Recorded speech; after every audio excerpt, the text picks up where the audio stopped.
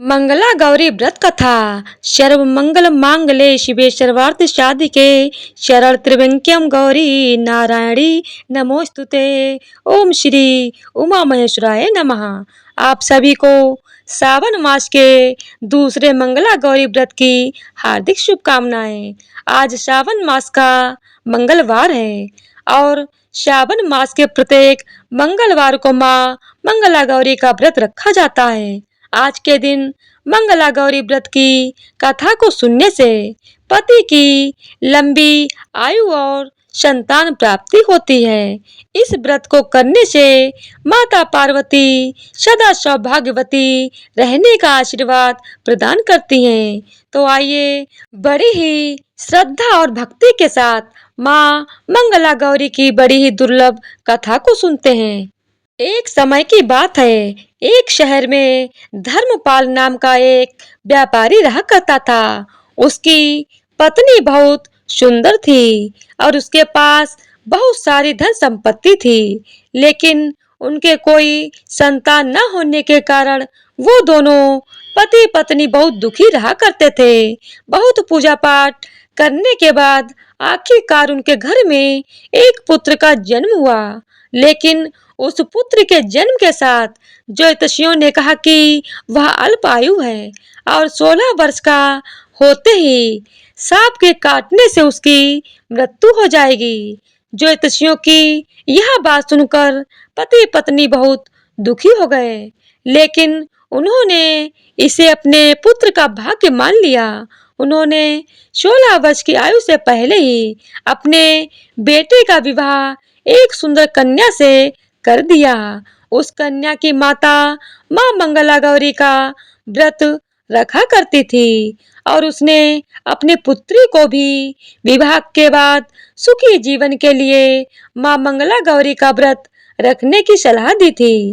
विवाह के बाद कन्या ने ससुराल आकर विधि विधान से माँ मंगला गौरी का व्रत किया और माँ गौरी की पूजा की, जिसके परिणाम स्वरूप उसे अखंड सौभाग्यवती होने का आशीर्वाद प्राप्त हुआ और उस सेठ धर्मपाल के पुत्र की आयु भी बढ़ गई।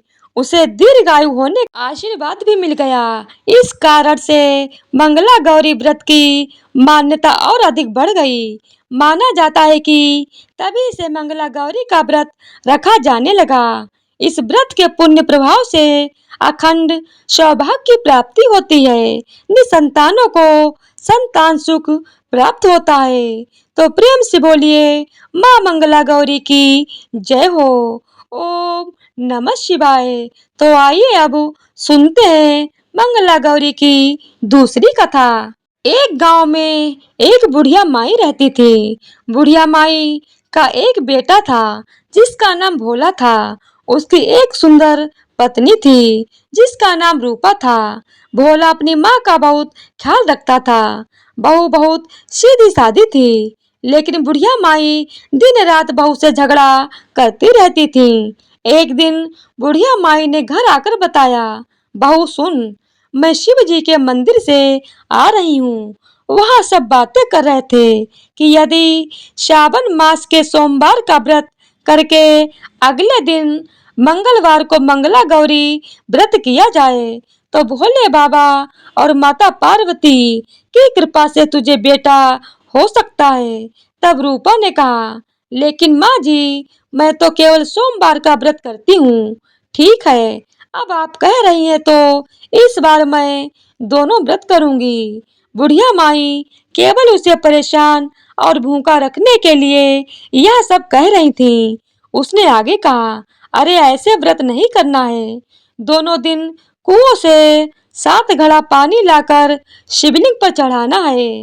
रूपा यह सुनकर परेशान हो गई और उसने कहा, माँ जी, मैंने तो यह सब करते किसी को नहीं देखा है। यह सुनकर बुढ़िया माई को क्रोध आ गया। उसने कहा, मैं क्या झूठ बोल रही हूँ, यह केवल संतान प्राप्ति का उपाय है जो तुझे करना ही पड़ेगा। यह सुनकर रूपा चुप हो जाती है। कुछ दिन बाद श्रावण का महीना शुरू होता है। रूपा ने पहले सोमवार को सुबह पूजा पाठ शुरू कर दिया और 7 घड़े पानी कुएं से भरकर शिव जी पर चढ़ा दिया। कुआं मंदिर से काफी दूर था, इसीलिए उसे काफी समय लग गया। यह सब करने में शाम हो गई। जब रूपा वापस आई तो देखा भोला बहुत गुस्से में घर के बाहर बैठा है। रूपा के पूछने पर उसने गुस्से में कहा, कहाँ चली गई थी? इतनी देर लगती है जल चढ़ाने में। घर में मेरी माँ भूखी बैठी है और तू घूम घूम कर पूरा गांव देख रही है। यह कहकर भोला ने उसे मारा। रूपा मार खाकर बिना कुछ खाए सो गई। अगले दिन उसकी सास ने कहा, बहू आज फिर से तुझे जल चढ़ाना है। यह सुनकर रूपा ने कहा, माँ जी कल से मैंने कुछ नहीं खाया और इनकी मार से मेरा पूरा शरीर दुख रहा है।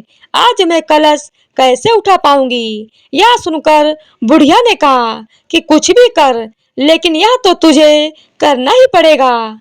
रूपा पूजा करने के लिए मंदिर में चली गई और पूजा करने के बाद वह कुएं पर आई। बड़ी मुश्किल से उसने पहला कलश भरा और चल दी, लेकिन कुछ दूर चलने पर वह गिर पड़ी और उसका मटका भी टूट गया। रूपा एक पेड़ के नीचे बैठकर रोने लगी। तभी वहां एक साध्वी आई और उसने कहा, बेटी क्यों रो रही हो? तो रूपा ने रोते हुए सारी बात बता दी। उसकी बात को सुनकर साध्वी ने कहा, बेटी तू एक काम कर, एक लोटा जल ले और उसमें से 7 बार थोड़ा थोड़ा जल शिव जी पर चढ़ा देना और घर जाकर अपनी सास से कहना, मैंने जल चढ़ा दिया है। रूपा ने कहा, लेकिन यह तो झूठ होगा और मेरा मटका भी टूट गया है। तब साध्वी ने कहा, यह ले लोटा, इसमें जल भर कर चढ़ा दे और इसे घर ले जाना, लेकिन छिपा कर रख देना। रूपा ने बिल्कुल ऐसा ही किया। दोपहर को वह घर पहुंच गई। बुढ़िया माई के पूछने पर उसने वही बता दिया जो उस साध्वी ने बताया था। शाम को माँ मंगला गौरी की पूजा कर उपवास पूरा किया। इसी तरह 2 मंगला गौरी व्रत पूरे हो गए। लेकिन जब तीसरे व्रत की बारी आई तो बुढ़िया माई चुपचाप रूपा के पीछे गई और उसने सब कुछ करते हुए उसे देख लिया।